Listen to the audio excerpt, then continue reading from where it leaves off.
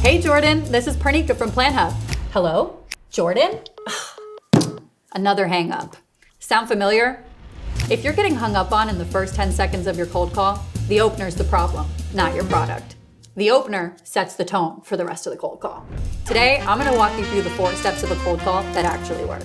Not every cold call is selling software, but the framework for a great cold call always stays the same. Hello? Hey, is this Emily? Yeah. And we're gonna break down every part of the cold call that BDRs use every day. I'm Pernika, and welcome to the Sales Lab. Okay, now we're gonna walk through the cold call in a minute, but first, let's talk through the cold call framework. Let's start with step 1, the cold call opener. Now, this is one of the most important parts of cold call. Now, our prospects have a couple fair questions when their phone starts ringing. Who the calling me? Did I forget to pick up my kid from daycare? They're trying to figure out what's happening and what we want from them.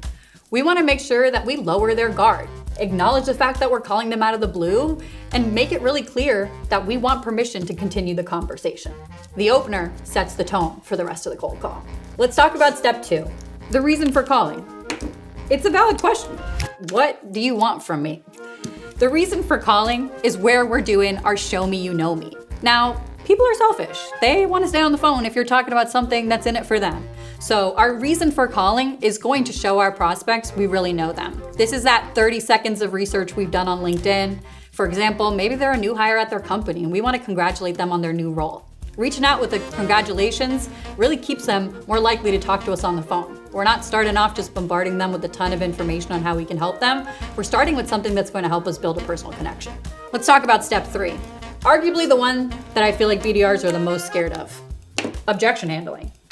Now, objection handling can seem pretty daunting if you've never done it before. You're afraid that someone's gonna call you out on your bluff. They don't know that I'm credible enough. They're gonna ask me a really hard question. We spend a lot of time doing what I call analysis paralysis. We spend so much time before the cold call trying to figure out what we're gonna say, what our prospects might be asking us. And the truth is, you're never gonna prepare for that enough. Instead, we're gonna do active listening.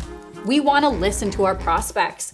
It's like talking to your best friend on FaceTime. You're not really listening to respond and think of what next question you're gonna ask your best friend. Instead, you're listening to really understand how they're feeling. How painful is it? Is there a challenge they're experiencing? Or is there a goal they're trying to accomplish? We're doing the exact same thing with our prospects here. We want to listen to find the pain. We want to ask open-ended questions that are going to help us understand if there's really a compelling way that our product or service can help them out. When you dig to find the pain on a cold call by asking open-ended questions, you end up making your prospect feel seen and heard. People are a lot more likely to take the next step if they feel like you understand their pain rather than providing them a solution to their problem.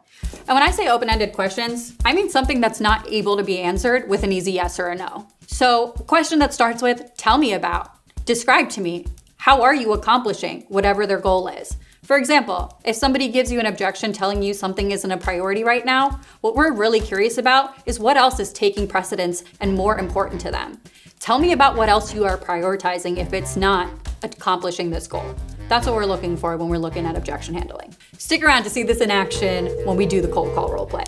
And finally, we've made it to the end, the cold call closing. Hold up. Before we do the script, we teamed up with cold calling expert and founder of SDRleaders.com, Sam Nelson, to create a totally free resource with the exact script templates and objection handling responses he's taught to thousands of reps.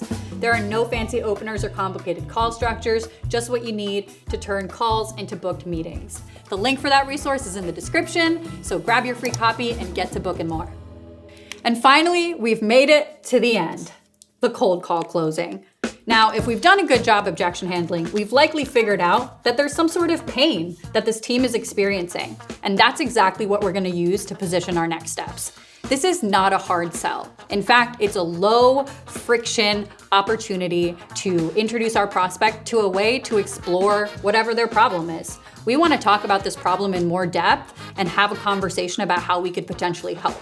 We are not promising them a solution to their problem. Instead, we are giving them an opportunity to discuss this a little bit further in a more structured conversation. And remember, the close is not us over-promising. We are not trying to sell a solution here. We're really just trying to sell time to explore that solution in more detail. This is about time, not solutions. Okay, so now that we've covered the cold call framework, we're gonna put this into action and cold call a prospect. So we're gonna be a dog training service and we are gonna cold call our prospect, Emily. We just saw on social media that she posted that she has a new cute Jack Russell Terrier puppy. So we're gonna cold call her and see if she's interested in our dog training services. And hopefully she picks up. Hello. Hey, is this Emily? Yeah. Hey Emily, we've actually never spoken before, but this is Parnika calling you from Jackie's dog training services. Okay. I know I'm completely calling you out of the blue. Am I catching you in the middle of anything? Step 1 is about permission. We want to acknowledge the interruption and lower our prospect's defenses. Acknowledging that is a quick, small gesture, and it earns us a few extra seconds of attention. I was just about to hop into a meeting, actually. Appreciate it. I'll keep it super brief. I know you've got that meeting to run to. Emily, I actually saw your recent post about your new puppy, Bean. That's our show me you know me moment. It shows that we've done our homework on Emily by referencing a post that she made, the specific dog breed that she has, and a trait of that dog being reactive. Shows Emily we've done our research on her and have come up with a reason for calling that's going to earn her attention to continue the conversation. We've actually been working with a couple other new pet owners who have the Jack Russell mix dog breed and are kind of struggling with the fact that their dog's been quite reactive. I'm curious if you're experiencing that all since you've brought Bean home. Actually, when we're at home, he's so calm and hard to kind of control him. Got it, Emily. It sounds like he's pretty calm inside, but Yeah, exactly. He barks at everything outside, dogs, strollers, anything. Well, tell me a little bit more about what you've tried already so far. A couple of YouTube videos and tried to Got it. So this is the active listening phase. It's all about curiosity and not convincing. Notice how I was asking open-ended questions to Emily. Things like, tell me more about that, or describe to me. This is letting us learn a little bit more before we suggest any next steps. That's honestly really common with rescue pups. Based on what you shared with me, Emily, would you be against a quick 15-minute Zoom call with one of our dog trainers? And that's your close. It's not pushy, it's helpful and specific. You're selling the next conversation, not the solution. They've helped tons of other dogs that are struggling with being highly reactive go through leash training, and within a week or two, we already see a difference. Would that be something that you're entirely opposed to? No, I don't actually think I'd be opposed to it. You said it would only be 15 minutes? Yeah. Super low stakes, no commitment, just a quick 15-minute conversation to learn a little bit more about how we could help Bean adjust to your house. Honestly, yeah, that sounds good. Okay, great. I'll go ahead and send that Zoom link over to you then. Thank you. So even though this was a dog trainer selling training sessions, the framework stays the same.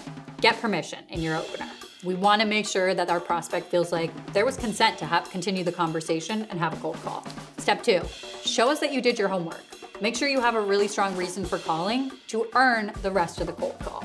Step 3, active listen to make sure that you can actually handle the objections your prospect's going through. If we're not actively listening, we're gonna miss out on the actual objections at hand. And finally, step 4, repeat back what your prospect said while you were handling objections so you understand what they really care about. Use that to position how you're gonna sell time, not your solution. And that was the anatomy of a cold call that actually works. We've got a ton of other content coming out pretty similar to this, so if you find this stuff valuable, feel free to subscribe if you haven't already. My name's Parnika, and this was the Sales Lab. They're gonna see my belt! You can take it off. Ah! Yeah, you can take it off again. That was the Sales Lab. I'm just kidding.